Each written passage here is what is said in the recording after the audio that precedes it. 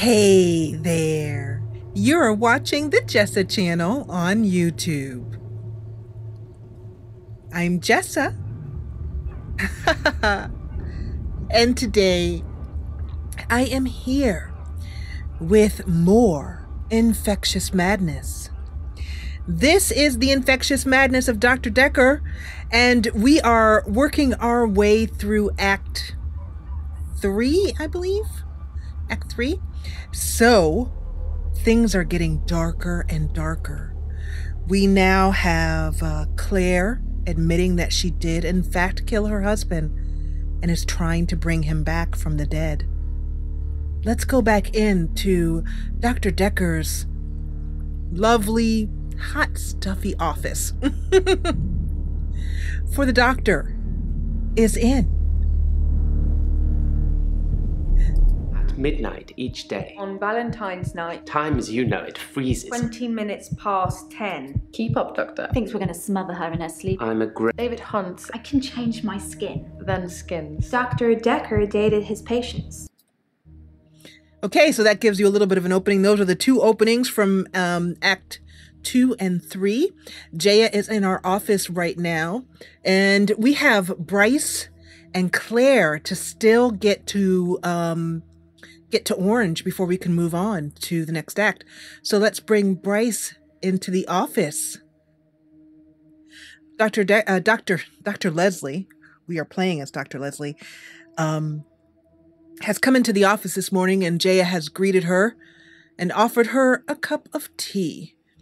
Jaya has been a wonderful support system for Dr. Leslie, and she's ready to start her morning. Let's bring Bryce into the office.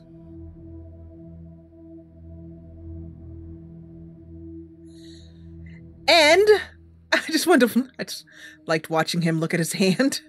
And let's head over here to your notes. Let's see here. I'm going to ask for let's ask him about the police station just to see here. But I think... Is that supposed to mean something? I think that's not going to say anything. That's not going to give us anything. That's pretty much a no. All right. So I didn't want to start off the episode by being like a total lame gamer. Just start out with like, give me a hint. But I'm going to do exactly that. I should talk to other people about Bryce and then check my notes. Who have we not spoken to about Bryce? Let's go to Claire.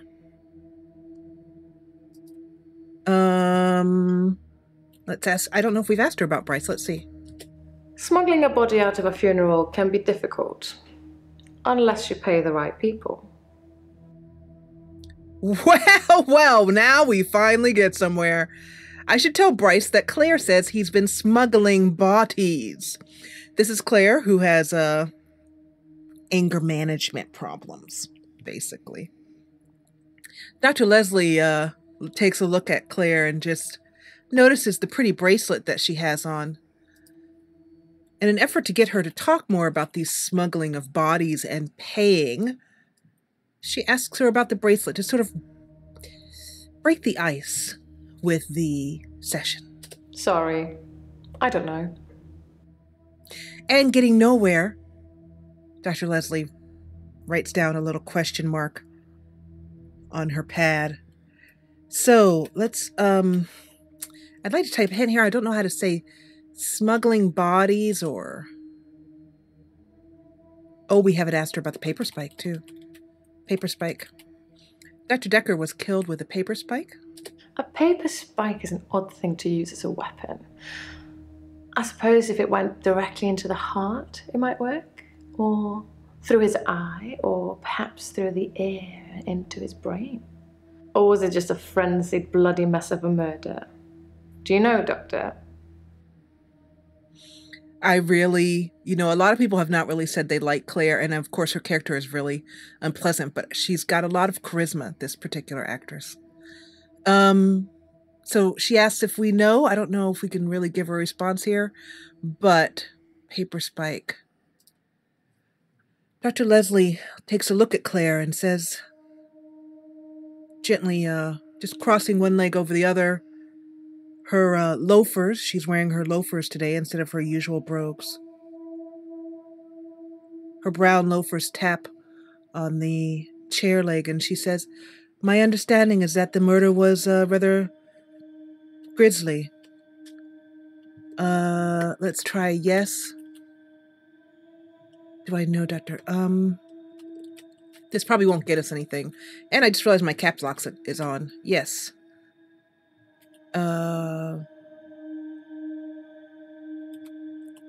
This probably won't I'm work. afraid I don't know the answer to that. Yeah, I didn't think that was going to work. She A said... paper spike is an odd thing to use as a weapon. I suppose if it went directly into the heart, it might work. Or through his eye, or perhaps through the ear into his brain. Or was it just a frenzied, bloody mess of a murder? Do you know, Doctor? I have a feeling that might be a question we can't really answer. Let's try, yes, it was messy. I don't know anything about that. No. Okay. I don't really think that's a question that's answerable. Let me know in the comments if you were able to find a way to answer that question. But Dr. Leslie says, my understanding by our cleaner, Ben, I believe his name was, he's going to need some extra compensation to recover from the circumstances, Claire. Also, I'd like to look at these here, the funeral and no killer, again. Thank you, Doctor. So then you'll help me? You'll say I was temporarily insane? Oh, we haven't answered that yet. Dr. Leslie considers. Claire, I honestly cannot say that your condition is or was temporary. My understanding is that you've been involved in keeping your husband's body from being properly consecrated to the ground. He may be sitting dead or partially alive in your boathouse, Claire. I cannot with good conscience recommend a course of saying that you were temporarily insane to help you avoid jail time or the care you need. I am not interested in the criminal justice system. I am interested in your mind and your well-being. I cannot say that. No, let's try no insane. Oops. I don't know, Doctor. I don't know either, because the doctor temporarily can't spell. No insane. I'm going to pretend that I didn't hear that. Let's have a few more sessions before you seal our fates. Or is it that you want something else? Like Dr. Dekker did? Something else. What else did Dr. Dekker want? I have heard... Well, that is of no matter. What else? Dr. Dekker teased me mercilessly about my electability. He didn't believe I'd reanimated David. Once he presented me with a dead mouse and commanded me to give it life again. I didn't, of course. It's not something I'd throw around lightly. He changed his mind about me eventually. And then he mentioned the girl. You have talked about a girl. Is this the same young girl? And what did you say changed his mind about you? Do you mean about you and your illness, your mental concerns, I should say? Or do you perhaps mean about the murder? Dr. Dekker asked if I could prove David wasn't dead, so I took him to the lake house. He saw that I was telling the truth. I can take you to see him too, if you like. Would you like to see David, Doctor? I most certainly would. It would go a great deal to understanding what's going on here. Very well. In our next session. I will ask you to make an appointment with Jaya, if you could. Also, there was one other thing here. Dr. Dekker teased me mercilessly about my electability. He didn't believe I'd reanimated David. Once he presented me with a dead mouse and commanded me to give it life again. I didn't, of course. It's not something I'd throw around lightly. He changed his mind about me eventually. And then he mentioned the girl. He'd mentioned the girl. You mentioned the girl, a little girl who came to visit you at the lake house. You asked if it was all right if you see her again, and I said, of course. Is this the girl you're speaking about, Claire? He told me he'd locked up a girl in the basement of his house, just for me, and he asked me to reanimate her. It was Iris. I said I couldn't reanimate something that wasn't dead, and he said that wouldn't be a problem. So I agreed. I just played along. I was hoping it wasn't real. I assumed it wasn't real. But he was offering me what I wanted, a temporary insanity diagnosis. Iris was locked in Dr. Dekker's basement. Perhaps, Dr. Leslie says to herself, perhaps that was the girl. Tell me about this, Iris. It didn't happen. Dr. Dekker called me from his house to cancel. He was furious. He said that Iris had escaped and he blamed me for it. He said that I must have set her free after he told me about her. I knew it was all lies anyways. He was obviously titillating himself by reprimanding me. He knew I'd never want to speak to Iris again, so I couldn't prove it either way. If you remember, Claire's husband, David, had an affair with Iris, which was ironic in that her husband, David, was an optician. Optician? Eye doctor. We bring Claire to Orange, yay! Okay, let's go to Bryce. We have a few things to say to him. Dr. Leslie dismisses Claire from her office, saying that she'll look forward to seeing her at the lake house at the time of the next session. And let's see, I'm trying to remember if it was Bryce or Nathan. Yeah, it was Bryce. So let's talk to Bryce about Iris. Good morning, Bryce. I understand I have followed up with information that you shared with me about a lady in Dr. Dekker's basement. Could she have been named Iris? The girl who was chained in the basement. Her name is Iris. How do you know that? Not that it means anything. She wouldn't remember me anyway. Time was frozen. Oh. Oh, of course. It was during your midnight hour. So you took her to the police station during the midnight hour, and when it all began again, she would have simply blinked from the basement to the police station with no knowledge of how she made the movement there. But I understand that Claire mentions to me that you have been smuggling bodies. I've nothing interesting to say about that. You have nothing interesting to say about Claire?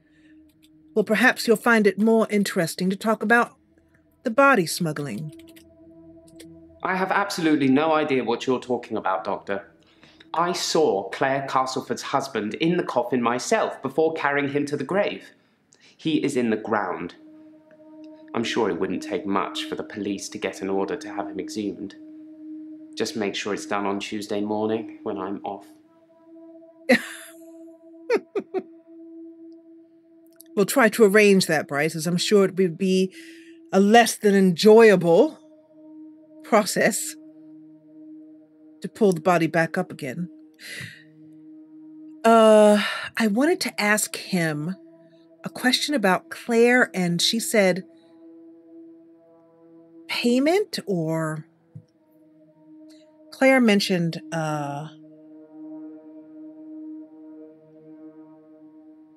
that she paid Bryce. Let's go back to that one just for a minute.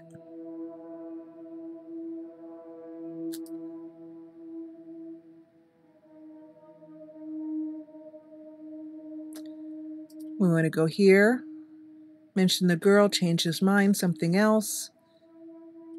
Oh, and we also have some questions here to ask at funeral. Let's see if we can get those too.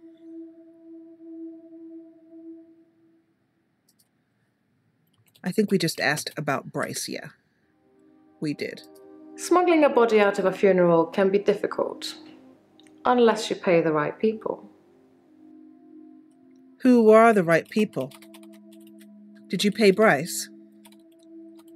I don't know what you're after, but I don't know anything about that. Okay, nothing on that.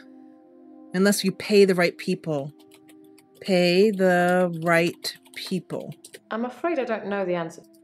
Okay. He's buried at Henley Church.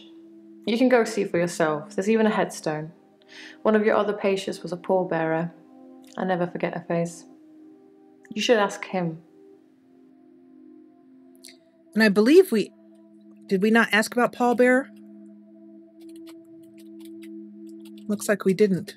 Bryce was a pallbearer for David. He's also a gravedigger, I believe.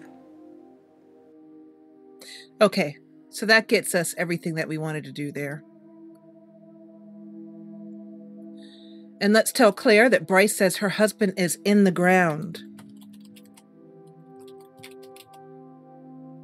We will just say that we called her back to the office. She was perhaps downstairs leaving the restaurant below after getting some lunch. Dr. Leslie looked out of the window and saw her walking down the street and walked out and asked her if she could come in for another question or two. Well, that's what he would say, isn't it?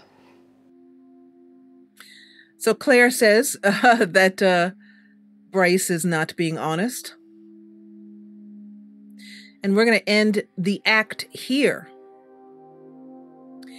Things are getting extremely interesting. So let's move on quickly to Act 4. I believe there are 5 acts in this game. Yes, I am sure.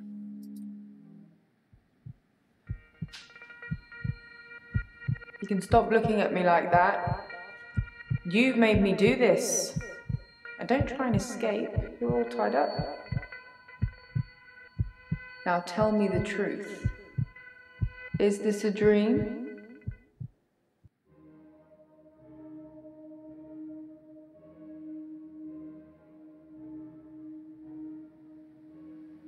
This is so trippy cool. After Claire leaves the office for the final time, Dr. Leslie heads downstairs to the restaurant, feeling a bit hungry herself, and she orders her usual seaweed salad and a Diet Coke. She reads a book that Jaya gave her earlier on that day. And then she comes back up to the office. There's a little bit of time before her next patient. She's drowsy. She sits down in the chair and her head lolls. It's so warm in there and the food is so inviting. Her thoughts drift. She falls asleep. She wakes and Jaya is in her face. She cannot move her body. Dr. Leslie shakes her head, strains against the bonds, and then says to Jaya, tied up. Why am I tied up? Answer my questions, Doctor. Let's go back and find out what the question was, if we can. Question history, tied up. No. I have to repeat what I totally should have paid attention to what she said. No way to repeat that. Crap.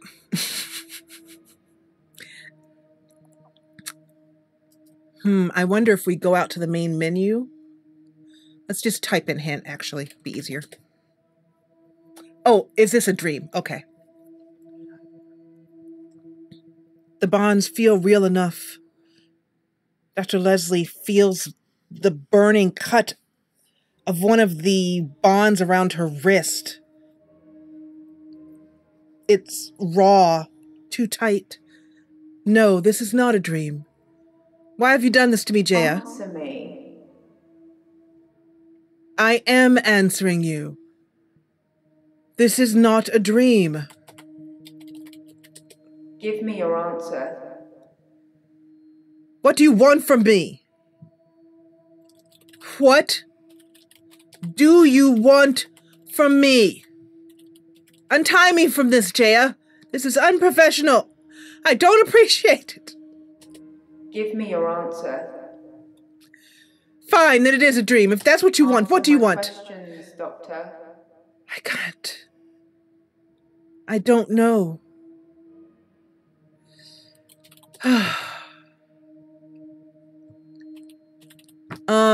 So we can't answer yes or no. Let's try I don't know. Answer me. I think we're not going to get anywhere, and we're not going to get there fast. I love how close up Jaya is. Dr. Leslie notices that Jaya is wearing something entirely different than what she was wearing before. She was wearing the same...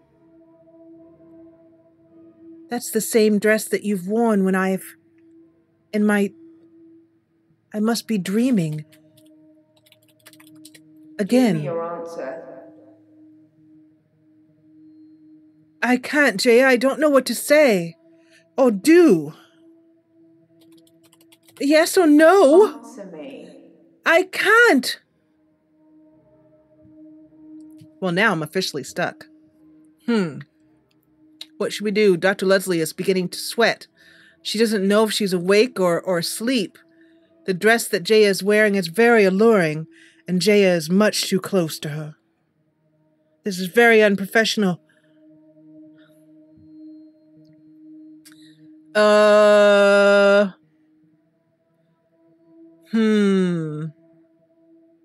Okay, so I'm going to go out to the main menu. I don't know if it's going to replay that opening part again. I'm hoping it will. Your patients like you. That's weird. Well, Jaya doesn't, at least not at the moment. At midnight each day. On Valentine's night, David hunts, I can change my skin. then skins. Dr. Dekker dated That's- his patient. So we've already seen those two, and they're not showing me the new Jaya thing. So... no hints? That's what we've asked already.